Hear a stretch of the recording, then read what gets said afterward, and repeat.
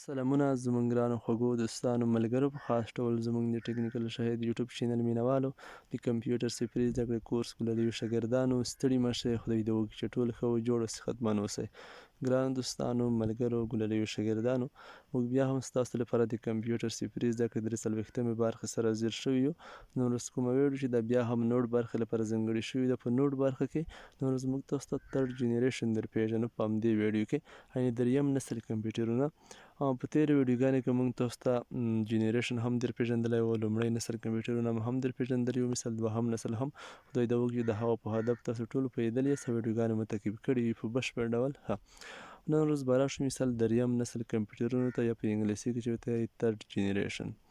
او چې په همدې کې مثال څه دي څه پکې نوي دي د سیکنډ جنریشن سره مثال یا د لومړی نسل کمپیوټرونو سره همدې څه توپیر دی او څه پکې نوي راغلي دي تاسو ټول ګلالي شاګردان متوجه شئ قلم او کتابچه هم د سره راواخلئ چې هر څه دلته تدریس کېږي تاسو یې سره نوټ کوئ تاسو دلته وګورئ دریم نسل کوم کمپیوټرونه چې وو مثال هغه د 1950 شپېته څخه تر 1950 کلونو پورې وو لکه څه ډول چې سیکنډ جنریشن دوهم نسل کمپیوټرونه مثال تر 1950 شپېته پورې دوام وکړ نه وروسته بیا چې کله تھرډ جنریشن یا دریم نسل کمپیوټرونه راووتل مثال دغه تر 1950 پورې وو یعنې تقریبا 10 کاله دوام یې وکړ اوس په مثال په همدې کې همدا نه پوه شو چې مثال څه په همدې کې نوي دي دوهم نسل کمپیوټرونو پرتله په همدې کې نور څه نوي راوتلي تاسو دلته وګورئ using integrated circuit IC مثال په همدې کې کوم integrated circuit چې و مثال دا یوه فرضه وه چې IC مخفف دي همدا پکې نه وي مثال لکه څه ډول چې په دوهم نسل کمپیوټرونو کې ترانسیسټر و مثال په لومړی کې کوم ټوب و په همدې دریم نسل کمپیوټرونو کې بیا integrated circuit و همدا یوه فرضه وه زه به د همدې تصویر هم له تاسو سره شریک کړم تاسو دلته وګورئ مثال سمالر اینډ فاسټر دین سیکنډ جنریشن مثال دغه چې په سایز کې هم کوچني و مثال حالا همدې څخه تیز هم مثال ښه و د دوهم نسل کمپیوټرونو په پرتله تاسو دلته وینئ نور پکې څه دي چیپر دین سیکنډ جنریشن مثال دوهم نسل کمپیوټرونو څخه همدا ارزانه و مثال بیخي په ریټ کې همدې څخه وروسته پکې څه دي تاسو دلته وینئ accessed using keyboard and monitor همدا ډیره پکې نوې خبره مثال همدا یو ډیر نوې تغیرات په همدې کې دا هم رامنځته شول چې مثال په همدې کمپیوټرونو کې کیبورډ او مانیټور راوتل مثال دا منځته راغلل کیبورډ خو تاسو ټول پیژنئ مانیټور سره که څوک نااشنا وي مثال مانیټور په خپله د کمپیوټر سکرین نه چې کومه ډسپلی چې ښیي همدې ته مانیټور ویل کېږي او په دوهم نسل کمپیوټرونو کې هم دا سکرینونه نه وو مثال په لومړی نسل کې هم نه همدغه کوم کار چې وشو مثال همدغه په دریم نسل کمپیوټرونو کې رامنځته شول چې همدا یوه ډېره غټه لاسته راوړنه وه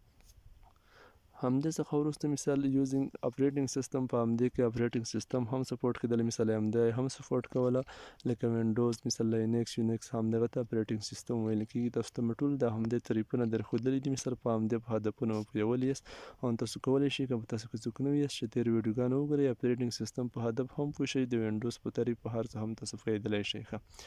همدې څخه وروسته براشو مثال بل څه پکې نه وي میډ اویلیبل ټو لارج نمبر اف پیپل همدغه مثال زیاتو خلکو همدې ته لاسرسی ولرلو مثال ډېرو خلکو همدې ته لاسرسی لرلو ډېرو خلکو ترې استفاده کولی شول له همدې کمپیوټرونو څخه یعنې هر چا ورته لاسرسی پیدا کولی شو اوس به زه تاسو سره مثال د انټیګریټډ سرکټ یا آی سی مثال کوم تصویر چې دی هغه هم شریک کړم او تاسو دلته وینئ همدغه د همدې تصویر دی لکه څه ډول چې مثال په لومړی نسل کمپیوټرونو کې کوم ټوب په دوهم کې مثال ټرانسیسټر په همدې کې آی سی یا انټیګریټډ سرکټ همدغه کومه فرضه چې وه همدا په همدې کې رامنځته شوې وه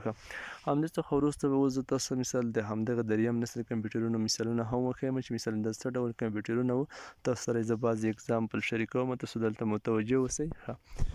تاسو دلته وینئ مثال همدا اګزامپل دی IBM 380 چې مثال همدا ډول کمپیوټر تاسو دلته وینئ همدې څخه وروسته مثال IBM 380 چې وه هغه همدا ډول کمپیوټرونه تاسو دلته وینئ همدې څخه وروسته بل چې مثال CDC 6600 په همدې پوزیشن کې و تاسو دلته وینئ همدې څخه وروسته مثال بل چې و PDP یا 11 کوم ورژن چې مثال نمبر چې همدا بیا همدا ډول کمپیوټرونه و همدا ډول کمپیوټرونه په همدې دریم نسل کمپیوټرونو کې همدا ډول کمپیوټرونه رامنځته شوي وو چې تر تر 1915 څخه و تر 1915 کال پورې دوام وکړ. نو همدغه د دریم نسل کمپیوټرونو په باره کې معلومات و چې مثال تاسو ته مو کمپلیټ معلومات درکړل چې څه پکې نوي و، د سیکنډ جنریشن سره یې څه توپیر و. نو خدای دې وکړي چې تاسو ټولو ګلالوي شاګردانو ویډیو سټیپ بای سټیپ تعقیب کړی و، د سیکنډ وبښئ د ترډ جنریشن په بشپړ هدف پوهېدلی یاست.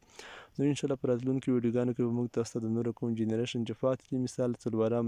نسل کمپیوټرونه، مثال پنځم نسل، په همدې باندې به هم ویډیوګانې جوړو او تر تاسو به یې رسوو. نو د اوس لپاره د خدای په امان ټولو دوستانو ملګرو ته په خاص ډول ګلالویو شاګردانو ته ښه وخت په خدای مې سپارلی یاست.